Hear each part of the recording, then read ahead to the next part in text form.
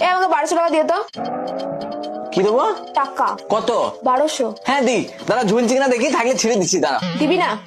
বিশাল আবদার নাকি? দুম করে 4 বার 1200 টাকা দিতে হবে? 10 কোটি টাকা চাইলে না ঠিক ছিল। উনি লোক চলে আসবে, ঠিক আছে? কিসের লোক? ডেলিভারি দিতে আসবে। কি কিনেছো গো? একটা কুর্তি পছন্দ হয়েছিল তাই অর্ডার করে দিয়েছি। 1200 টাকা দিয়ে তুমি জামা অর্ডার দিচ্ছ? হ্যাঁ গো।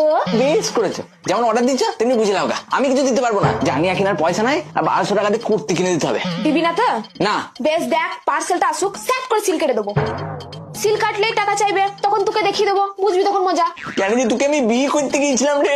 আমি করতে বলেছিলাম বিয়ে নাকি? আমি তো পায়ে পড়েছিলাম আমাকে বিয়ে কর করে। তখন তো নাচতে নাচতে মন্দিরে নিয়ে চলে গেছিলিস। বাবা, মুখে কি বড় বড় কথা। আমার বলে বলে আমি মুখটি আগলি রাখবো। তাহলে এখন মুখে লাগছে কেন? বিয়ে করাটাই তো আমার ভুল হয়ে গেছে রে। তাও আবার তোকে কি দেখে জানি তোকে বিয়ে করতে গেছিলাম, কে জানে। যেটা দেখে বিয়ে করেছিস সেটা লোকের সামনে বলা যাবে না। দে দে, বিয়ে যখন করেই ফেলেছিস তখন আর কেঁদে লাভ নাই। দে 1200 টাকা।